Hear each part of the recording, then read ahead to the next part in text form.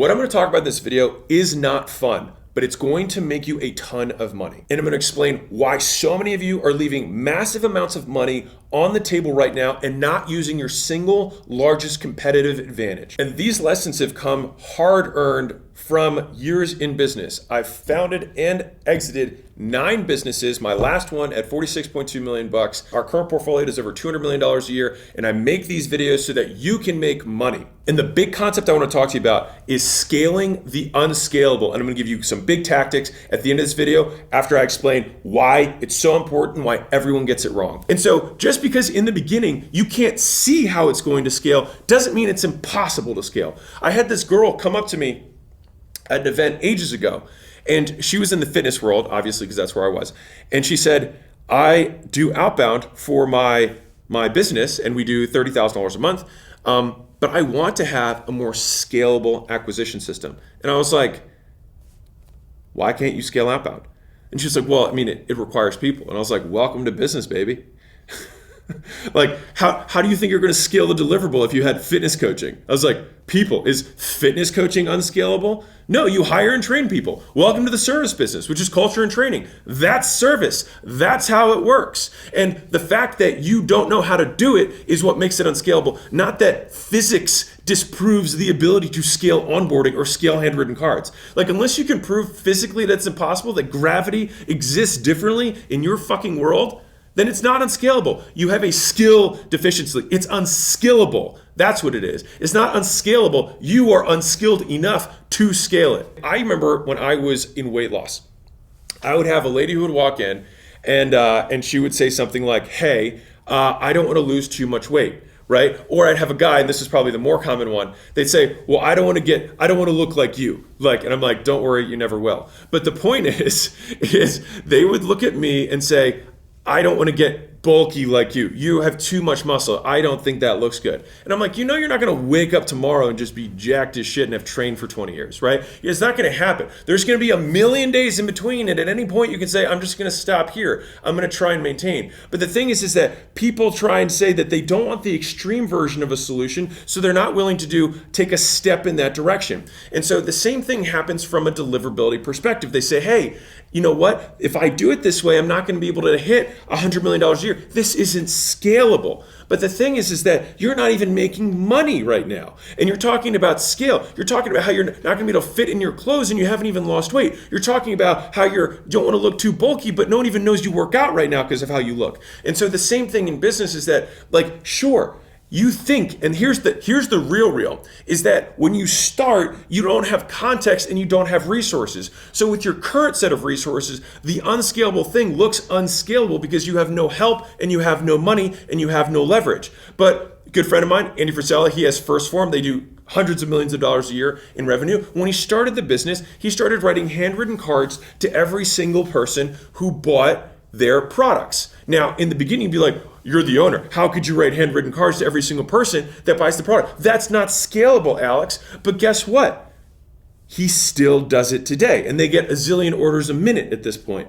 But what did he do? Well, in the beginning, he was writing the handwritten cards, and then over time, he just signed the handwritten cards. And then finally, other people were writing the handwritten cards, and the gesture still held. And so the thing is there's a 2.0, 3.0 version that can still check 80% of the boxes that you learn from the unscalable solution. I got on the phone this last week with a recent founder who exited a fintech company for $2.5 billion. For some of you guys who saw my story, I've been trying to talk to people in that space. So if you do know somebody in neobanking and payment processing who had a big exit, please hit me up. I'm trying to learn some stuff for one of our portfolio companies. But anyways, he was saying, hey, it's all about the unscalable. And he and I had this great chuckle about this, that so many business owners are unwilling to do the heavy hard work, the one-on-one calls, the talking to customers in the beginning because they say it's not scalable. But there's always a version that presents itself 2-3 steps down the road because you'll have the money and the skill to be able to say, hey, what are the key components of this thing that can make it scalable?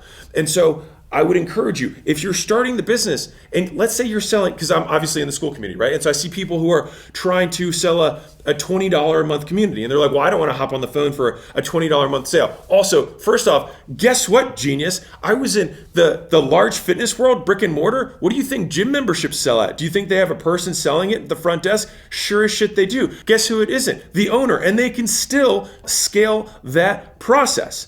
And so, again, the idea that things aren't scalable is ridiculous. Now, sure, you're not going to be able to take 20 calls a day at scale, but you're currently making $0.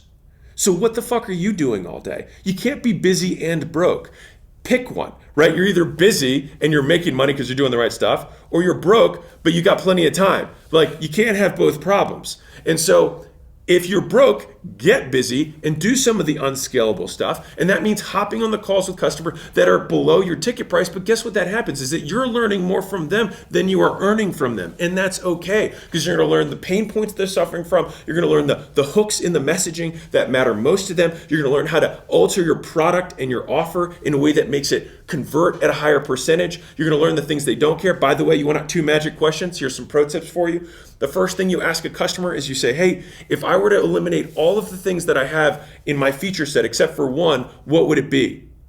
And they'll tell you. And if you ask 100 people, you'll get by far a power ranking for what matters most in terms of value for the core deliverables you have. Now, you can also ask the inverted version of that question, which is, hey, if I were to eliminate one thing from my entire feature set and it changed nothing about your life, which one would it be? And you'll also get the least valuable thing. And between both those elements, and if you do this on a regular basis, you continue to cut and trim and distill down the value they provide to the most amount of people by simply asking them. And so I think Paul Graham said this, and I believe this, and I keep repeating it because I think it's so important, is that you can solve every question and every problem in business by talking to your customer more. You have a marketing problem, talk to your customer. You have a product problem, talk to your customer. Like, they know what they want and they will tell you how to address them and how to advertise to them. And so getting on the phone and doing the quote unscalable, writing the handwritten card, onboarding every customer, even though it's $10 a month that they're paying. Guess what happens when you onboard those customers? I'll bet you they're going to stay longer. I'll bet you they'll refer more people, and you're going to be able to make the product better and the marketing better. And so even if you do that, now let's say, okay, Alex, oh my God, I followed your advice and now I'm taking 20 calls a day. Well, guess what? Now you're making money and I don't give a shit. Hey, if you want to get around people who are actually winning, who look like you, who smell like you, who talk like you, and are doing what you want to do, I'd like to invite you to the School Games community at school.com/games. I take calls in there. I put content that's like this and more personalized inside of that community. And I drop a huge amount once a month, an 8-hour training on how to actually take this stuff and win anyways. And so if that's interesting, school.com/games, see you in there. But if you're still like, hey, I want to make more money, fine. I'll give you the next step. So when you go from 1-on-1, you go to semi-private. You do 1-on-6, right? You can still deliver a close to that experience, but you 6x your output. So instead of talking to 20 people a day, you talk to 120 people a day. Now, if you're like, wow, 20 people a day, that sounds like a lot. Guess how Alex learned sales? I did 4,000 one-on-one closes, not consults, closes over a multi-year period for my gyms. Why? Because I had appointments back to back to back to back to back, and I had 2 to 3 people that were scheduled for every 30 minutes. And so that accounted for show rate, so that no matter what, I always had 1 to 3 people who were showing up every 30 minutes that I pitched the exact same thing to. And guess what happened? I got pretty good at sales. The amount of people who asked me, hey, what sales training did you go to? I didn't. I went through the unscalable sales training of actually just selling a lot of people. And so the idea is that you are going to learn more than you are going to earn in the beginning. And that is okay, because as long as you see entrepreneurship as a continual journey of educating yourself on your customer, the problems that you're trying to solve for them, why would you not want to fast track that and jam as much of that as you possibly could from the best possible teacher that is in the marketplace, which is the market itself? And so I get passionate about this because I see so many poor people trying to think that they're thinking like rich people when they're really thinking like poor people, because they're trying to be broke and not busy. So get busy. Talk to the customers. Even if they pay you $10 a month, you'll learn more. And then guess what happens after you do 1-on-6? You do group onboarding.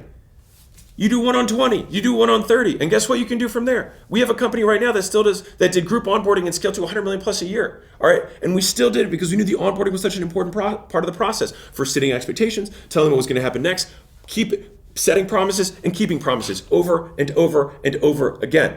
And so if you have one on 30, fine. Guess what? You can still do 6 of those to 180 people a day with just one person. And if you train somebody, and what happens is, like, let's really think through this. In the beginning, you do the one-on-ones, okay? Now, in the beginning, you're just answering questions. Over time, you say, okay, most people have these same 6 questions. And so then I'm going to create a little presentation around these 6 questions. And so then you start using the presentation in the one-on-ones. And you're like, you know what? I think I can do this a little bit faster. And so you get the 1-on-6 there and you have the presentation. And you're still seeing the same output with the 1-on-6 as you were with the one-on-one. Fantastic. Now what do? You see, can I get to 30? And you do 30. And then you 5x again, your 6x output. And again, now you're like, I wonder if I can teach somebody else to go through the same deck as me. And you know what? You do. And just like that, you scaled the fucking unscalable. Real quick, if you're tired of being broke and would rather be busy, join me at the School Games. So school.com/games.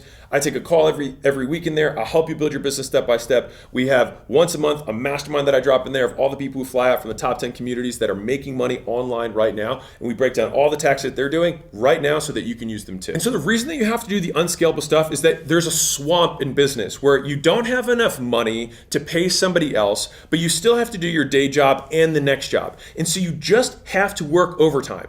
And that means you work today's job and tomorrow's job so that you can get ahead. And so the thing is that every single business, hear me out, every single business incurs debt. So the question is, what type of debt do you want to incur? So a venture-backed company incurs financial debt so that they can have lots of talent up front, they can get really smart people and pay them where they should be paid at market rates. Now, if you don't have that money to pay all those good people, guess what kind of debt you incur? Management debt, because you don't have the right people because you can't afford to pay them. And when you have management debt, what does that mean? It means that you have to work the job of 2, 3, 4 people, and that's what makes it, quote, unscalable. But you have to go through that swamp in order to get to the other side.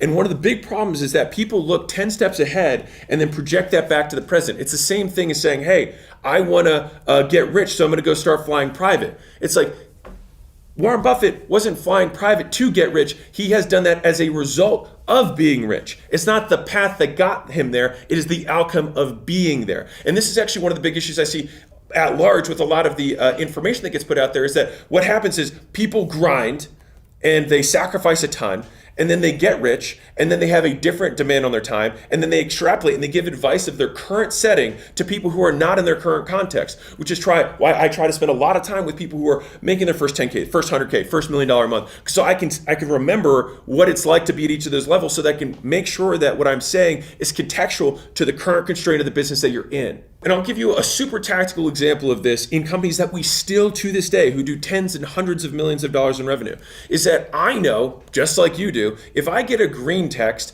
that clearly is from a chat interface for a sales rep or an automation, I'm way less likely to respond. If I get an iMessage, I'm an Apple user, and so I know that this is a real person on the other side. And so what do you think I have our sales teams do? Do we use the interface or do we do the unscalable? Yes, guess what? We send a personalized voice note. We send a personalized video. We send it via iMessage from a personal phone. Now, does it mean that they have to have a personal phone? No, I don't need to use their phone. I can buy them an iPhone. Again, there's leverage. There's leverage. In the beginning, you're like, what am I going to do? Buy everyone an iPhone? Well, eventually, yes. But in the beginning, you don't have money, and that's okay. But you think that something isn't scalable because you don't have the context from which to scale it. But if you had unlimited money and unlimited talent, you absolutely could scale it. And so just don't use that as the excuse to not do the thing that you know would work better, because you have to be more efficient per lead, per opportunity when you're small. And so you have to pull out all the stops. Gary Halpert has this amazing story about this. He says, whenever I want to write a sales letter,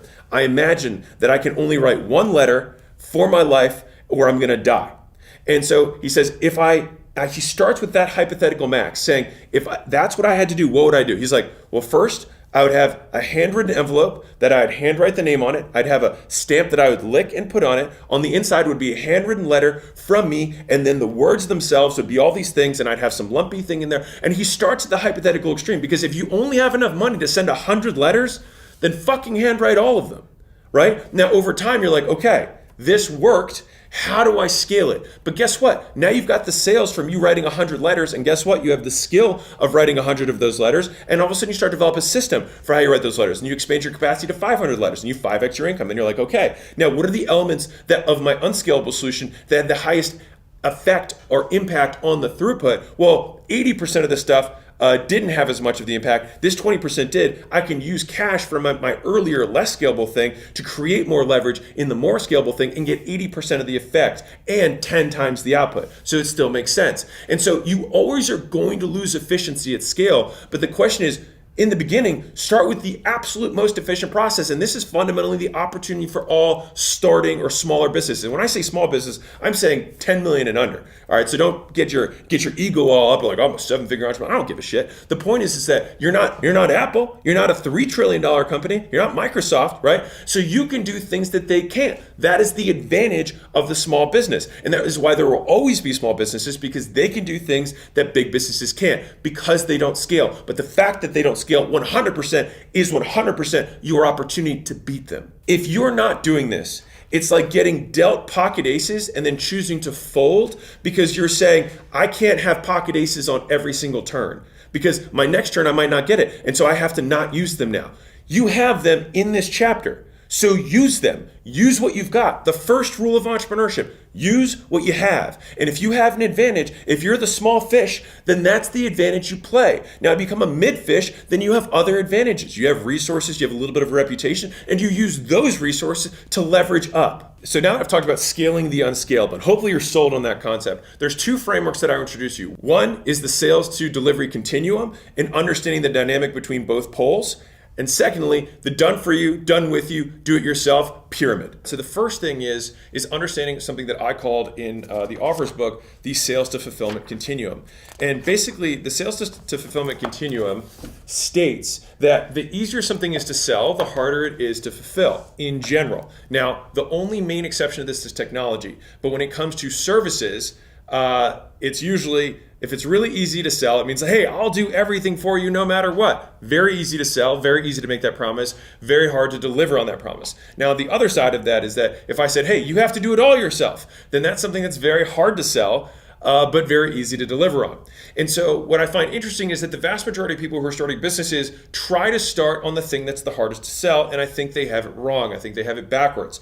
And in my career, I've had basically the exact opposite perspective or approach to starting a business or starting a new product line. And so if you're a business owner, I would think about this when you're thinking about selling a new product or starting a new level of service. And if you're someone who's new, then this is going to be starting from zero to selling the first thing. Now, the second framework around this, the first is the sales to fulfillment continuum. The second is the order in which you attack it. And so the way that I recommend doing this is following what I call, like the Tesla model, which is you start at the top of the pyramid with the most expensive thing first. This is typically done for you. So this is very easy to sell, very hard to fulfill. And that's okay because in the beginning, you don't have that many customers, you don't have that much lead flow. And so you want to maximize the revenue per customer. Now, in addition to that, it also sets you up to go downstream later because you will get the highest percentage of people, the best results with done for you. The difficulty is that it's more difficult to scale, and that's okay because again, we're starting out. And when you do this, you develop the SOPs, you develop the products underneath of that larger product that allow you to productize the service that you're ultimately going to deliver later. And so imagine you take on, I'll use an agency as a simple example here. If I took on agency clients and I did everything turnkey, well, I'm going to start developing SOPs for lead magnets, I'm going to start developing SOPs for ads, I'm going to start developing SOPs for landing pages and upsell pages and email follow-up. All of these things are things that I'm going to have to develop SOPs for. Now, once I have all of these systems in place, guess what happens next? You go from the top of the pyramid to the second layer of the pyramid, which goes from done for you to done with you. Now, done with you, you can typically charge a fraction of or less than what you charge for done for you, sometimes a third of the price, a fifth of the price. But by doing that, you've productized a great degree of the service, and then you switch from a service provider to a consulting relationship where you're helping someone do it themselves, but you're still there to assist. And so that's kind of in between the total, not even hand holding, it's hand doing, to hand holding to no hands touching, right? Which is do it yourself at the end. And the thing is imagine the opposite version of this. So from a branding perspective, you've positioned yourself, you've price anchored the most expensive version of your service that has the highest results with the best customers. And so you already have this strong association at the top of the pyramid, which then allows you to go and say, hey, listen, I have, 10 private clients. They all, pay me $10,000 a month to do whatever it is. And I have a lot of you guys who are asking me, but you don't necessarily qualify for my private client service. And so I decided to take all the stuff that I have for my private client service and make it available to you. And I'll help you walk through the process that I walk through with them. But instead of me doing it, you could do it for yourself, but I will be there every step of the way. And by offering that, you are able to sell 10 times the amount of people, because the amount of hand holding in terms of support that you have to offer is 1/10 of you literally doing it. Now, from there, again, you say, hey, there's a lot of people who know my private clients, they can't necessarily afford that, and they can't afford this thing, but they're enterprising and they want to take things on their own. And so I take all the SOPs and stuff and I will give them to you so you can just follow along and do it on your own. And that's 1/10 or 1/3 of the price of my done with you. And so I prefer the top-down approach to the bottom-up approach, because let's play it the other way. Hey, I've got this really cheap thing, right, that I've been selling to everybody, and I have, everyone and their mother takes it. Now I'm going to start helping you through it. Now, to be fair, I don't think there's anything necessarily wrong with that. It's just that if I had a preference between which one I would prefer to build, I'm going to have the least operational drag at the top because I have the fewest number of customers, and then I have more customers, and then I have the most customers. And as I move my way down the pyramid, it gets harder and harder to sell, but my skill in sales improves, right? Because I'll know the customers, I'll have talked to them, I'll spend time with them, and so my messaging can improve and get better and better. All right, that's what I had. That's my money message of the day.